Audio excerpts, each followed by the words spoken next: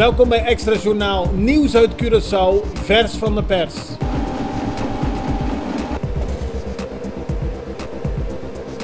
En dit is het nieuws van vandaag. Een ruime meerderheid in de Tweede Kamer in Den Haag heeft gisteren een motie aangenomen over Curaçao. Het gaat erom dat de Tweede Kamer niet wil dat Amerika Curaçao gebruikt voor militair ingrepen in Venezuela. Dat kan alleen gebeuren als er een volkenrechtelijk mandaat zou zijn, bijvoorbeeld door de Verenigde Naties. Volgens de motie zou Curaçao conform de afspraken met de Staten van Curaçao niet voor militaire interventie worden ingezet. In totaal hebben 92 van de 150 parlementariërs voorgestemd. Alleen de VVD, PVV, SGP en Forum voor de Democratie stemden tegen. Opleidingsinstituut VEFIC zal na de zomervakantie van 2019 niet meer onder die naam opengaan. Dat heeft de directie gisteren in een persconferentie bekendgemaakt. Daarmee is een einde gekomen aan een langdurige discussie over de wijze van voortzetting van VEFIC. De opleidingen van VEFIC zullen worden overgenomen door de dienst Openbare Scholen en worden verzorgd door de Nilda Pinta SBO. Het gebouw waarin VEFIC nu zit wordt een dependance van Nilda Pinta. Op die manier zullen de opleidingen gegarandeerd en ook de betaling van de salarissen van de docenten, aldus de directie. Minister Zita Jezus Leitu van Verkeer en Vervoer ontkent dat de regering bezig is om het mogelijk te maken dat het Uber-taxisysteem op Curaçao wordt ingevoerd. Dat is een systeem waarbij mensen via een app een taxi kunnen bestellen en waarbij heel veel mensen als taxichauffeur kunnen werken. De minister voorziet echter dat het systeem te veel negatieve gevolgen zou hebben voor het inkomen van de huidige taxichauffeurs.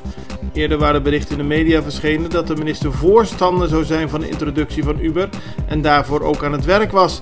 Dat heeft ze gisteren duidelijk ontkend.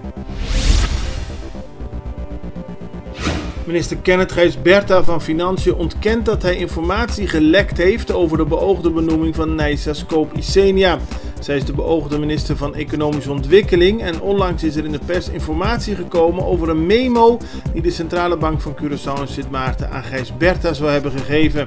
Gijsberta legde gisteren uit dat hij die memo inderdaad gekregen heeft op 22 maart, maar dat hij er met niemand over heeft gesproken, geen kopieën heeft gemaakt en ook niet begrijpt hoe het in de media terecht is gekomen.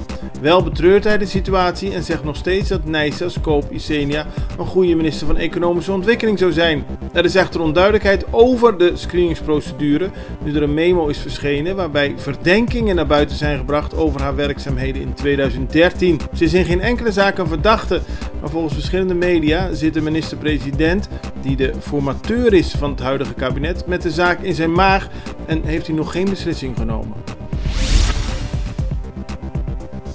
Alles lijkt klaar voor het Blue Seas Festival dat van 19 tot 20 april in Pietermei wordt gehouden.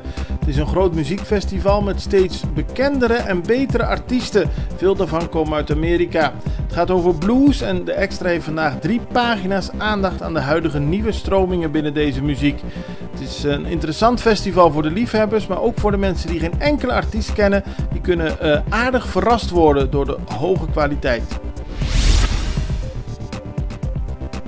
De Venezolaanse autoriteiten hebben een klopjacht georganiseerd na een grote gevangenisuitbraak op het eiland Margarita. Daar ontsnapten maandagnacht 65 gedetineerden uit de gevangenis bij La Asunción. Volgens vice-admiraal Alexander Velasquez zijn er meer dan 2000 veiligheidstroepen jacht aan het maken op voortvluchtige gevangenen. Van de 65 zijn er volgens hem 5 weer aangehouden en is er 1 persoon geëxecuteerd tijdens de ontsnapping. Volgens media hebben de gevangenen vuurwapens, munitie en motorfietsen. Zeker 2 gevangenisbewaarders raakten gewond toen de gedetineerden massaal de benen namen.